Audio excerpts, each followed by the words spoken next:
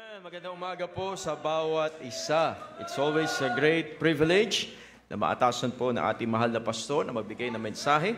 Happy Mother's Sunday. Amen. Tayo po tayong lahat and grab your King James Bible. Salamat po sa mga bisita kasama po natin. Kagalakan namin na kayo'y makasama sa aming panambahan. Luke chapter 1. We'll read several verses from verse number 26 hanggang verse number 38. Luke chapter 1, verse number 26 hanggang verse number 38. Basahin po natin ito responsibly. I'm gonna read verse number 26, then you'll read verse number 27. Nandiyan na po kayo, amen? Amen. Sabi po ng Bible sa verse number 26, "And in the 6th month, the angel Gabriel was sent from God unto a city of Galilee named Nazareth.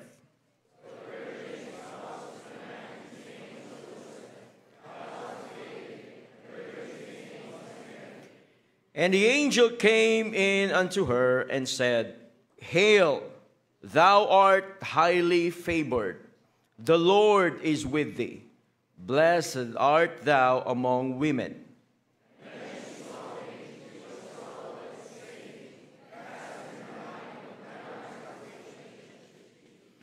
And the angel said unto her, Fear not, Mary, for thou hast found favor with God.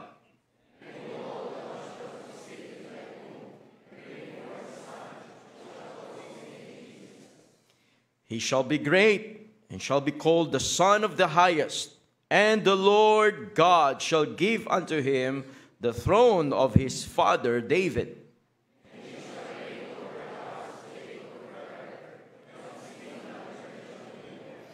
Then said Mary unto the angel, How shall this be, seeing I know not a man?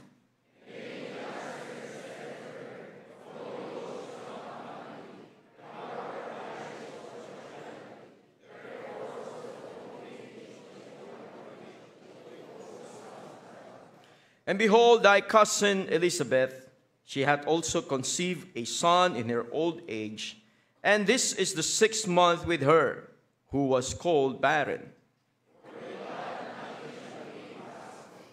And Mary said, Behold, the handmaid of the Lord, be it unto me according to thy word.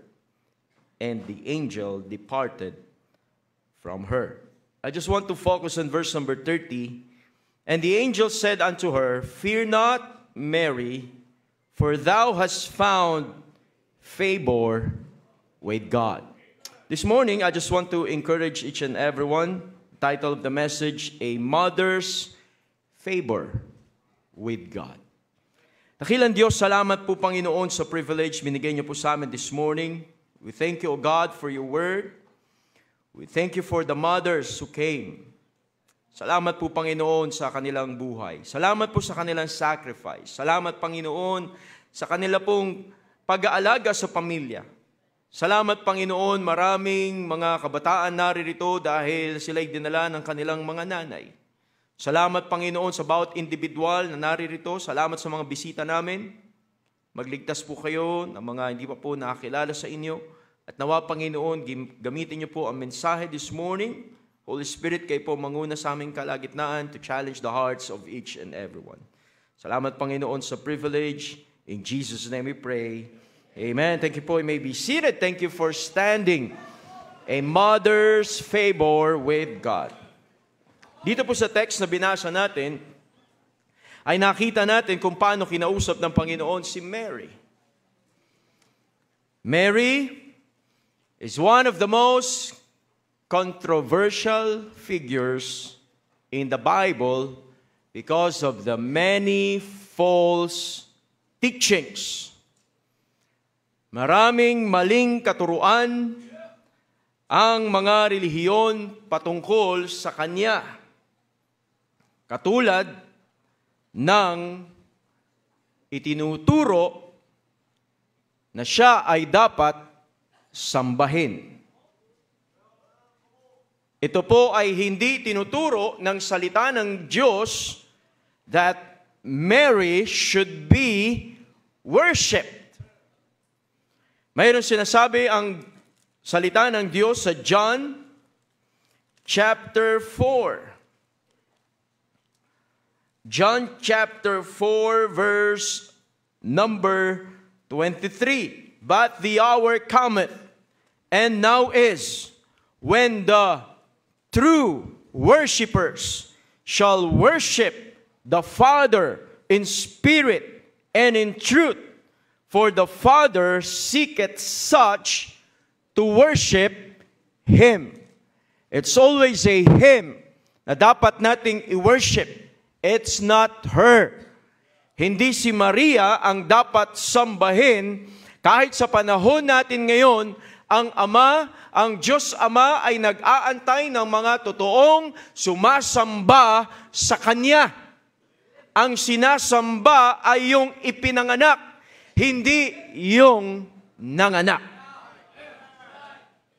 Salamat, meron tayong salita ng Diyos. That's why the Bible is all about Him. We do not believe in Mariolatry. Yung pagsamba kay Maria, yung pagtawag sa Kanya. Naalala ko tuloy yung aking professor na ang sabi niya noon ay ang Panginoong Jesucristo sa dinami-dami ng tao ay nahihirapan dahil napakaraming taong napapahamak. At sa kanyang kamay ay salo-salo niya lahat ng mga tao. Yung mga nahuhulog ay sinasalo ni Maria. Salamat, ako'y naturuan sa Sunday School. Yan ay maling katuruan na hindi ko pwedeng tanggapin. Deep inside my heart, yan ay naglalaban dahil hindi yan ang sinasabi ng salita ng Diyos. 1 Timothy chapter 2 verse number 5. Napakalinaw ng salita ng Diyos. For there is one God and one mediator between God and men, the man, Christ Jesus. Wala nang pwedeng mamagitan sa atin, sa Diyos Ama, at sa taong makasalanan na katulad ko at katulad mo, maliban sa Panginoong Hesukristo. So mali ang katuruan that she should be worshipped. Another wrong doctrine about Mary is that she was sinless. She was sinless. Can you imagine sa prayer na kanilang ginagawa? Hail Mary, full of grace. You can never find it in the Bible na si Mary ang sinabihan na full of grace. You can never find it in the Bible. Nowhere to be found in the Word of God. And she is not the mother of God.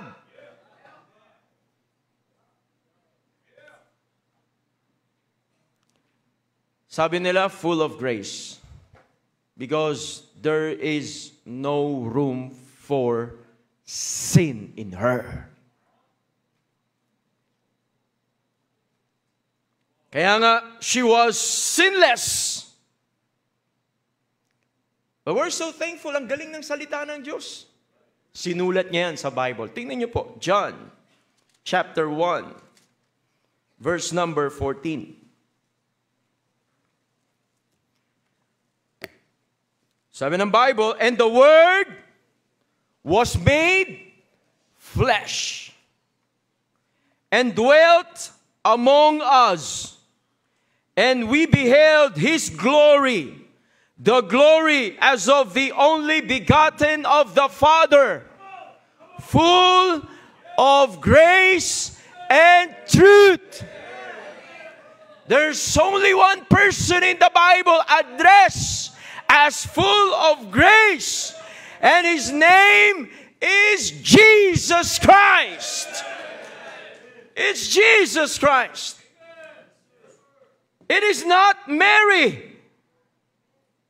Sa ibang version ng Bible, mababasa mo, full of grace. But we're so thankful we have the King James Bible. Ang mababasa natin is the Lord Jesus Christ. Isa pang maling katuruan. She remained virgin until death.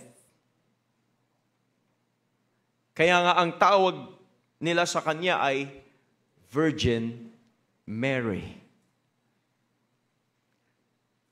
Hindi po totoo that she remained virgin until death. Tignan niyo po. Ano ba yung sinasabi ng salita ng Diyos? Ano ba yung sinabi niya dito? Luke chapter 1. Verse number 34. Then said Mary unto the angel, How shall this be, seeing I know not a man? Paano mangyayari to? I know not a man. Para mangyari yung virgin birth of the Lord Jesus Christ, ay kailangan merong Holy Spirit. Can you imagine? Alam ni Mary na siya'y binigyan ng privilege na ipapanganak niya yung tagapagligtas. Pero she has that question on her mind, paano mangyayari yan? I know not a man. And now we can see the prophecy is being fulfilled in her. What a great privilege! Pero hindi nanatili na ganon ang proseso sa kanyang panganganak. Dahil ang Panginoon, during His earthly ministry, and during the time na siya ay nandito, nagkaroon siya ng mga kapatid. Matthew, chapter 1,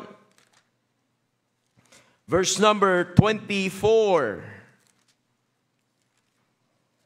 Sabi ng Bible, Then Joseph, being raised from sleep, did as the angel of the Lord had bidden him, and took unto him his wife, and knew her not till she had brought forth her firstborn son. And he called his name Jesus. He knew her not until she had brought forth after ng Panginoong Kristo ay nagkaroon na sila ng mga anak. Mark chapter 6, verse number 3.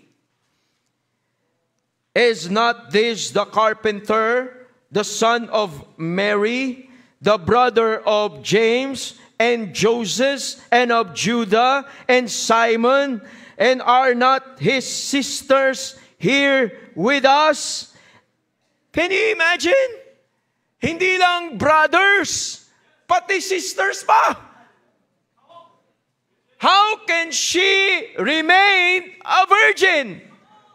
So hindi totoo. Nananatili siyang virgin until death. Salamat merong salita ng Diyos.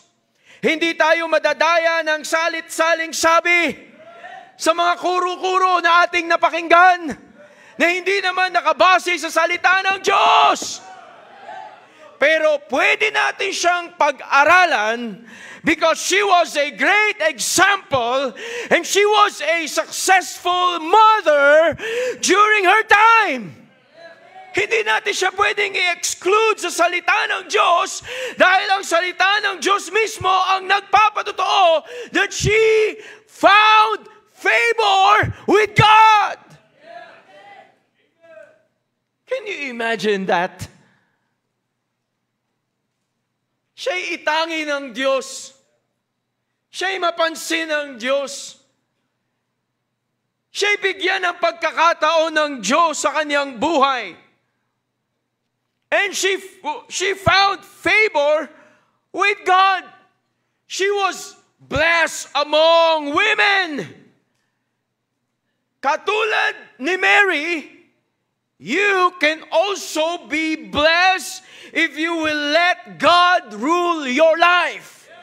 Makikita natin dito kung paano niya hinayaan ang Diyos maging Diyos sa kanyang buhay. Marami siyang mga naiisip na sa tingin niya ay parang hindi niya kaya at parang sabi niya kahit kanino siguro mangyari ito ay hindi katanggap-tanggap, but she let God rule in her life. This morning, let us study her example. The example of Mary in the Bible. Bakit siya nakita ng Diyos? Anong meron sa kanya? And I believe this morning, ito rin ay inspiration sa maraming nanay sa ating church, just like Mary. Sumunod sa Diyos. Nagpagamit sa Diyos. Nakita natin, tama pala yung aking ginagawa. It's in the Bible. Kasama yan sa pagkilos ng Diyos sa aking buhay. Just like Mary. A mother's favor with God. Anong mga ilang bagay na makikita natin kay Mary? Number one, she was a standard.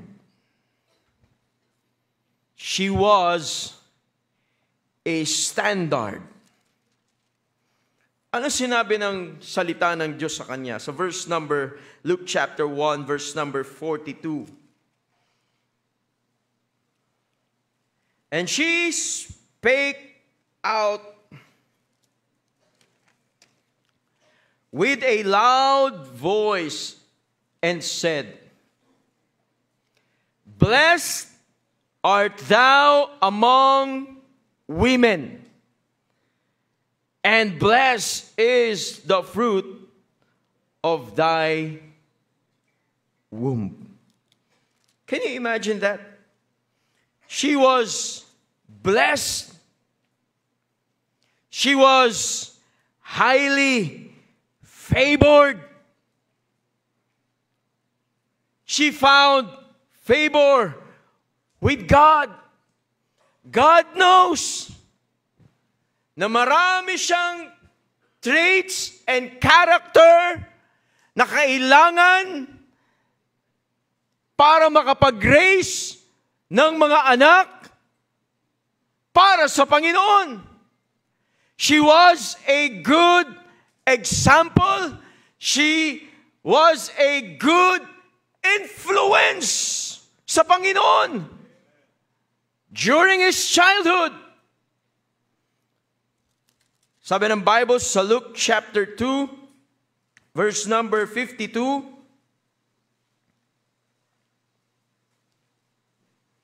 and Jesus increased in wisdom and stature and in favor with God and man. Iba ang mayroong tamang upbringing. Iba ang may tamang pagpapalaki. Ang Panginoon ay hindi naiwanan sa lansangan. Labas ka dyan, maglimos ka, gawin mo kung anong gusto mo, tumambay ka. Minsan lang nawala ang Panginoon, hinahanap na nila agad, at nakita pa nila sa templo. Can you imagine na ang Panginoon ay nandun sa templo ng Diyos? She was a good example to Him. Sabi ng Bible sa verse number 38, sa Luke chapter 1, verse number 38, and Mary said, Behold, the handmaid of the Lord, be it unto me. Mangyari sa akin yan. Maraming magsasabi, hindi ko siguro magagaya yung ginawa ni Mary. Alam niyo po, bago nangyari ito, nasabihin niya, ay meron munang verse 37. Tingnan niyo nga po nakalagay doon. For with God, nothing shall be impossible. What a great privilege! Hindi natin alam kung anong background ng buhay meron siya. But when God came in her life, with God, nothing shall be impossible. Hindi pinag-uusapan yung talino na meron siya. Hindi pinag-uusapan yung talento na meron siya. Hindi pinag-uusapan yung kayamanan na meron siya. Ang pinag-uusapan dito, sino yung kasama niya? With God, nothing shall be impossible. You may belittle yourself this morning, pero dahil kasama mo ang Panginoon, you have set a standard in your home, in your family, in your life, na ang Diyos pinagpapala ang buhay mo, ang pamilya mo, ang simbahan natin. Because we have mothers in our church who have set standards in life. Imposible. Imposible. Hindi imposible yan. Basta kasama ang Panginoon. Lalo pa pag nabasa natin itong Proverbs. Tingnan niyo po, Proverbs. Proverbs 31.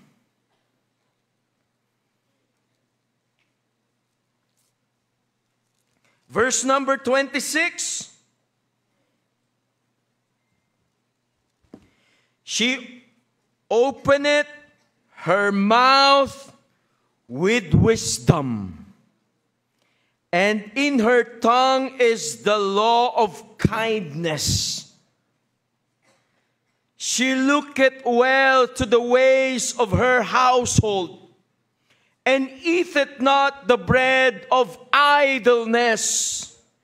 Her children arise up and call her blessed.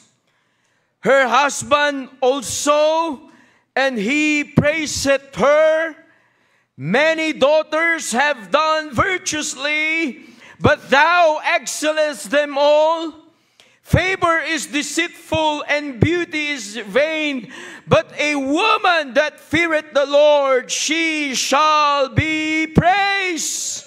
Give her of the fruit of her hands, and let her own works praise her in the gates. There's a reason bakit meron tayong special Sunday for mothers. Dahil hindi natin tinatake for granted yung mga sacrifices, yung pag-ibig, yung concern, yung love para sa pamilya, para sa asawa. Na-recognize natin yan. It's in the Bible. Hindi yan let out ng Panginoon. You write it down. Ilagay mo yan. Mabasa yan ng mga mananampalataya. Alam niyo po ba na hindi yan basta-basta makikita kung saan? I believe the greatest mothers in the world is in this church right now. Hindi pa natin binasa yung verse number 10 eh. Tignan niyo po yung verse 10. Who can find a virtuous woman? For her price is far above rubies. Huwag mo i-take for granted yung nanay mo. Huwag mong tingnan ng masama yan. Huwag mong sasagutin yan ng pabalang. Maging magalang ka dyan. Sumunod ka sa kanya. I'm talking about the children. Pero kung tatay ay dapat may leadership. The heart of her husband that safely trust in her. Wow! Ang sarap basahin ito, no? At nakikita natin yung influence sa buhay ng mga kananayan sa ating church, so that she shall have no need of spoil. Verse 12, she will do him good and not evil all the days of her life. I love it na merong ganitong verse na may salita ng Diyos na siyang ginagamit ng Panginoon to challenge the hearts ng mga nanay, ng mga asawang babae. She seeketh her wool and flax, and worketh willingly with her hands. She is like the merchant ships. She bringeth her food from afar. She riseth also while it is yet night, and giveth meat to her household, and a portion to her maidens. She considereth a field, and buyeth it, and with the fruit of her hand, she planted a vineyard. Ganun na lang niya. Isakripisyo yung kanyang sarili. I can remember my mom. Matutulog kami, gising pa siya. Magigising kami, gising na siya. At pagkatapos maraming mga kabataan, rebelde sa magulang. Kung himingi ka ng baon, ganun na lang. Akala mo, nanganganak ng ginto yung nanay mo. Hingi ka ng cellphone, yung high-end pa. Ayaw mo ng bayabas, gusto mo apple. Gusto mo ng rubber shoes, ayaw mo ng kung fu shoes. Ako nakapag-kung fu shoes ako nun eh. Hindi uso yung mga Nike, yung mga Air, hindi uso yung dati. Ang uso nun, kung fu shoes.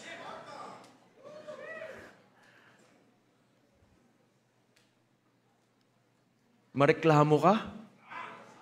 Hindi mo alam yung sacrifices nila? She girded her loins with strength and strengthened her arms. She perceiveth that her merchandise is good. Her candle goeth not out by night. She layeth her hands to the spindle, and her hands hold the distaff. She stretcheth out her hands to the poor. Yea, she reacheth forth her hands to the needy. She is not afraid of the snow for her household, for all her household are clothed with scarlet. She maketh herself coverings of tapestry. Her clothing is silk and purple. Her husband is known in the gates when he sitteth among the elders of the land. She maketh fine linen and selleth it, and delivereth girdles unto the merchant. Strength and honor are her clothing, and she shall rejoice in time to come. Can you imagine? Sa mga nanay na nagsasakripisyo, sila'y nabubuhay hindi na para sa kanilang sarili, kung hindi para sa pamilya, sa mga anak. She was a standard. Another thing, number 2, she was selfless. Luke chapter 1, verse number 34. Then said Mary unto the angel, How shall this thing be, seeing I know not a man?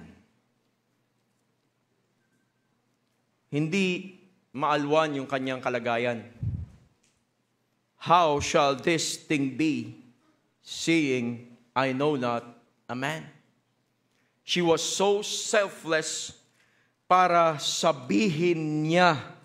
So verse number 38, And Mary said, Behold, the handmaid of the Lord, be it unto me according to thy word.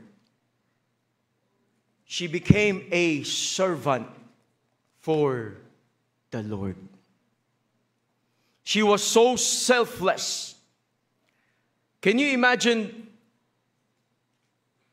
getting pregnant out of wedlock. Hindi ito para ipagsabi. Itatago niya yan. But she denied herself. Can you imagine?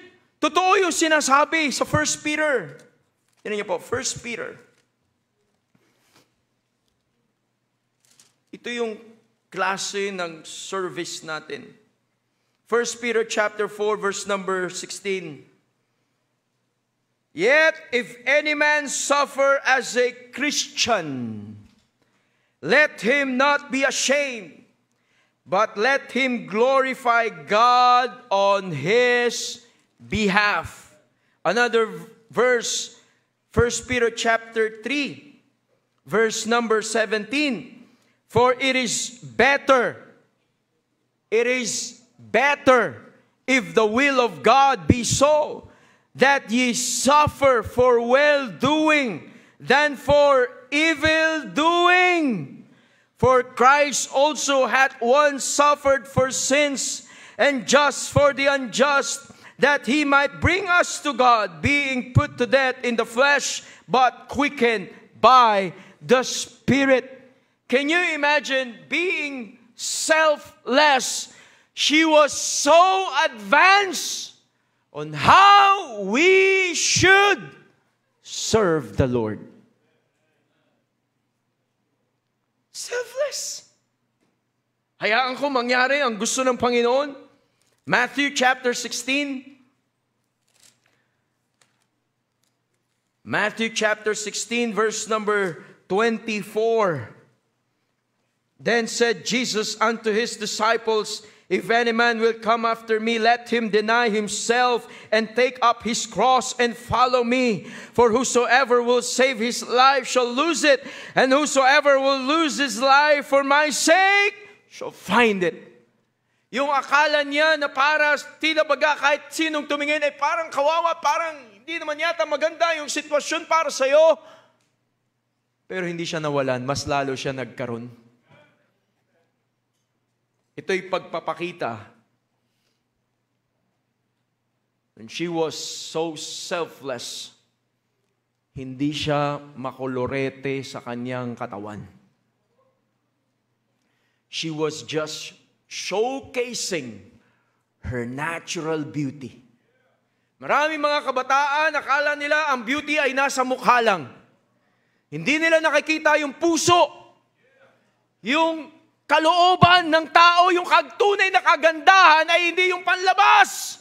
Kung hindi yung nasa loob, can you imagine a woman? She was so selfless.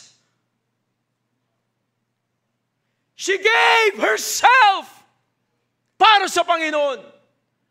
That's the beauty na dapat makita ng maraming mga working single men. Nakakita mo lang ang galing magkilay. Ang ganda nun. Pagpe-pray ko yun. Ang kapal ng lipstick, ipagpe-pray ko yun.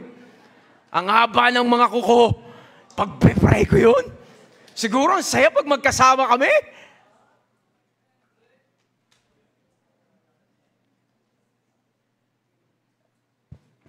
The younger generation, nasan? Nasa gimikan. Nasa sayawan. Kasama yung boyfriend. Nasa party. Nasa beach. Nasa malls. Nasa disco house. Can you imagine dyan sa Pasita meron dyang letter T malaki? T. Kulay pula. Anong ibig sabihin ng T? Sabi ko, ano yan? Taning. Hating gabi. Ang dami mga kabataan nandyan, pati mga babaeng kabataan nandyan. I believe, hindi natin makikita yung mga babaeng nasa Biblia at mga babaeng nasa ating church na nandyan hating gabi. Maraming mga nandun so selfish. Wala silang pakialam sa sasabihin ng tao. Wala silang pakialam sa instruction ng salita ng Diyos. Wala silang pakialam sa bilin ng nanay nila, sa bilin ng tatay nila. Wala silang pakialam sa napapakinggan nilang preaching. So selfish. But we're so thankful we have mothers selfless. She was so busy serving the Lord. Isa sa kanila, Sunday school teacher. Isa sa kanila, choir member. Isa sa kanila, soul winner. Isa sa kanila, preacher's wife. Isa sa kanila, pastor's wife. She was so selfless. Nakakalungkot yung susunod na henerasyon na punong-puno ng kanilang sarili. Walang pakialam sa iba. How can you be a great mother one of these days if you are selfish? Hindi mo magagayang nanay mo kung selfish ka. Tingnan mo yung kasama mo sa bahay. Tingnan mo yung nanay mo. Selfless. Isusubo na lang, ibibigay pa sa'yo.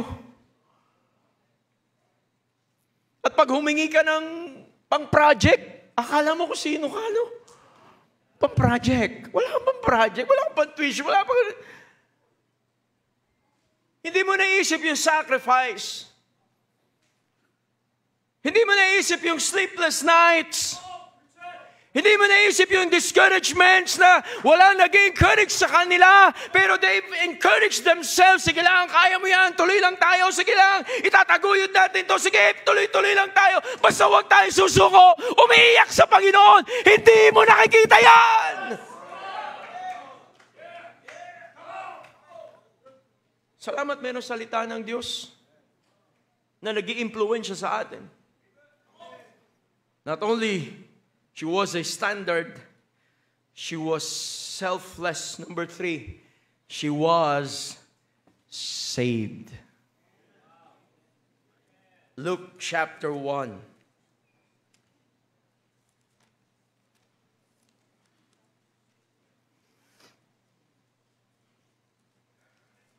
Verse number 47. Sabi ng Bible sa verse number 47, and my spirit hath rejoiced in God, my possessive, my Savior. She was saved. Siya rin ay makasalanang katulad natin. Pero nagsisi at naligtas. Meron siyang personal relationship with the Lord Jesus Christ. She was sure of heaven. Napakaganda na ng kanyang ginawa. Napakarami na niyang sacrifices. Pero alam niya, hindi sa pamagitan ng gawa. Tingnan niyo po, Titus chapter 3, verse number 5. Not by works of righteousness which we have done, but according to His mercy, He saved us by the washing of regeneration and renewing of the Holy Ghost. Can you imagine the privilege we have right now? No wonder why ang ganda ng nangyari sa kanyang buhay. Because she was saved. Ligtas eh. Kaya ngayong umagang ito, makakakita tayo ng mga successful na mga nanay. Successful na mga asawang babae. Why? Because they have that faith. They have that Savior, personal Savior. Walang iba kung hindi ang Panginoong Jesucristo. I am a second generation Christian na unang naligtas yung parents ko at dinadala lang kami sa church, and I received the Lord Jesus Christ as my Lord and personal Savior. How about the first generation Christian? Na ikaw ang naririto at ang nanay mo ay hindi paligtas. Yes, we can greet them, Happy Mother's Day! We love you, mothers! We can buy expensive gifts. Pwede natin silang i-treat sa labas. Pwede mo silang bigyan ng gift certificate or cash gifts. Pero kung hindi pa sila ligtas, you better do something na may bahagi mo sa kanila ang simpleng paraan ng Diyos ng kaligtasan. Huwag kang papayag na meron kang nanay, na meron kang tatay na hindi pa mananampalataya. Ipag-pray mo sa Panginoon, dalhan mo ng soul winner, bigyan mo ng gospel tracts, ipag-pray mo na maigi. You may have a special occasion in your family, imbitahan mo sila, mag-invite ka ng preacher para mapakinggan nila ang simpleng paraan ng Diyos ng kaligtasan. Si Mary, meron siyang magandang iniwanan. Meron siyang pananampalataya. She was saved. Lastly, number 4. She was a standard. She was selfless. She was saved. And lastly, she was submissive. John chapter 2, verse number 5.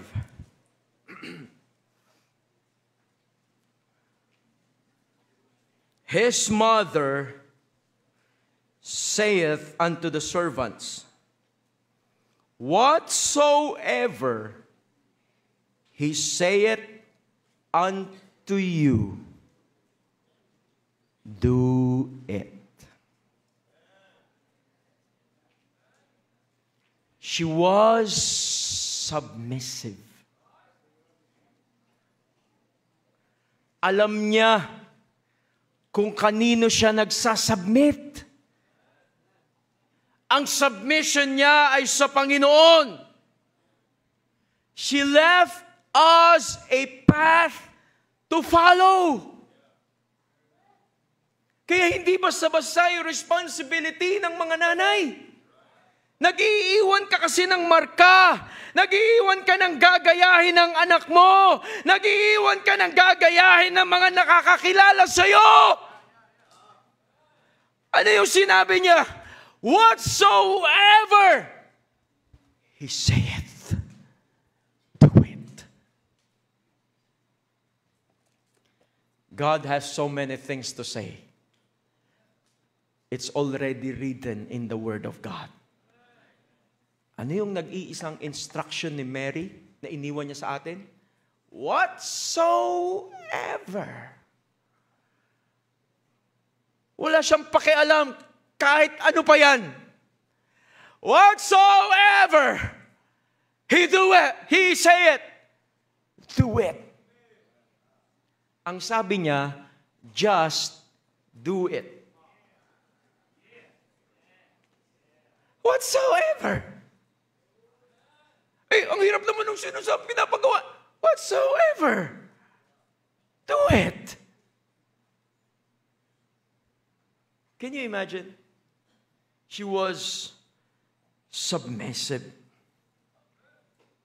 She was submissive to God the Father.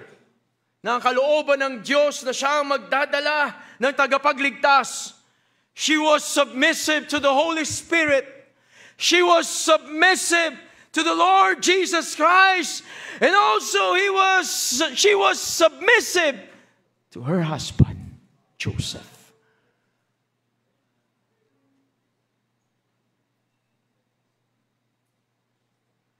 We are so thankful this church is filled with mothers who has the favor of God. Kaya nga ang church pinagpapala. Paano kaya kung walang mga nanay dito, no? Ang gulo siguro, no? Kasi tahimik ang mga lalaki pag nandyan ang mga nanay, di ba? Ang bahay, anong meron sa bahay pag wala ang mga nanay? Ang gulo.